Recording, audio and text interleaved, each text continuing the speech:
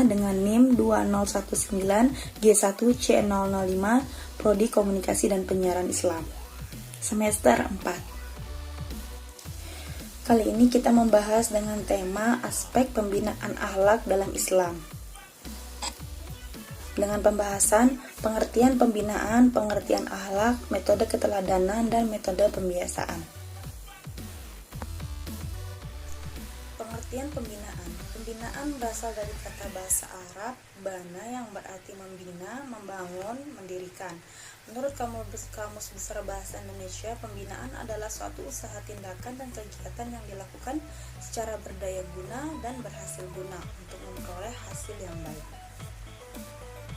Maka yang dimaksud dengan pembinaan adalah suatu usaha yang dilakukan dengan sadar, sungguh-sungguh, terencana, dan konsisten dengan cara membimbing, mengarahkan, dan mengembangkan pengetahuan, kecakapan, dan pengalaman ajaran Islam sehingga mereka mengerti, memahami, dan menerapkannya dalam kehidupan sehari-hari.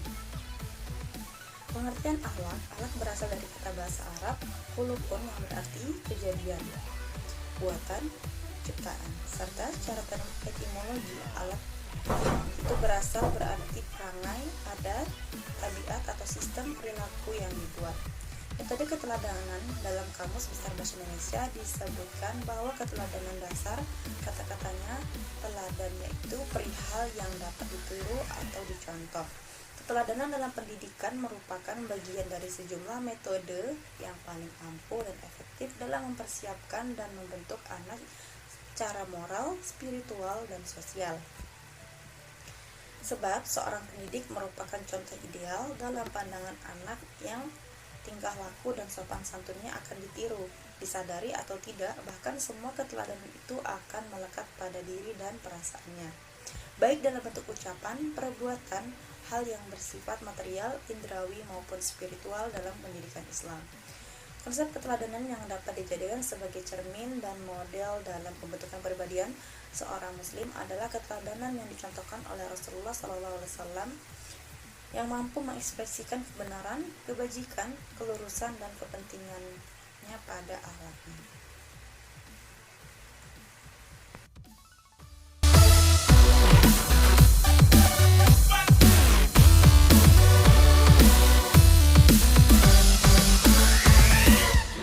Bismillahirrahmanirrahim. Assalamualaikum warahmatullahi wabarakatuh.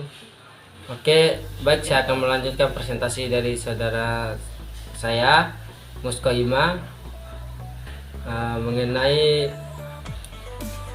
aspek pembinaan akhlak dalam Islam. Oke, saya akan melanjutkan dari metode pembiasaan.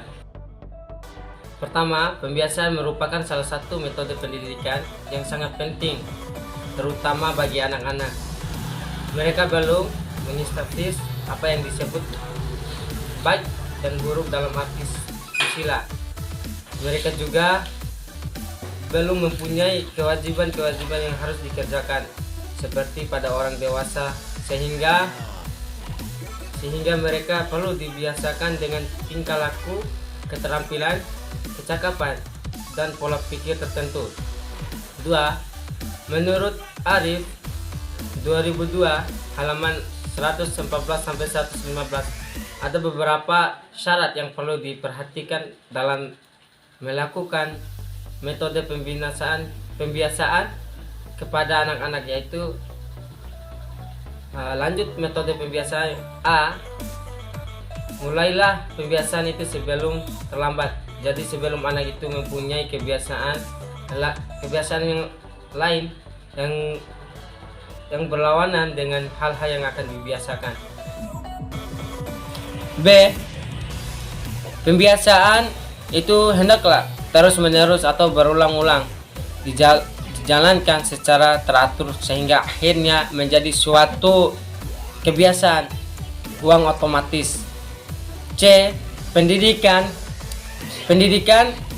hendaklah konsekuen, bersikap tegas, dan tetap teguh terhadap pendirian yang telah diambil. Jangan memberi kesempatan kepada anak untuk melanggar pembiasaan yang telah ditetap itu. D. pembiasaan yang mulainya mekanisme itu harus makin menjadi pembiasaan yang diserta hati anak sendiri. Pembentukan kebiasaan-kebiasaan tersebut terbentuk melalui pengulangan dan memperoleh bentuknya yang tetap apabila diserta dengan kepuasan. Oleh karena itu, pembiasaan hal-hal yang baik perlu dilakukan.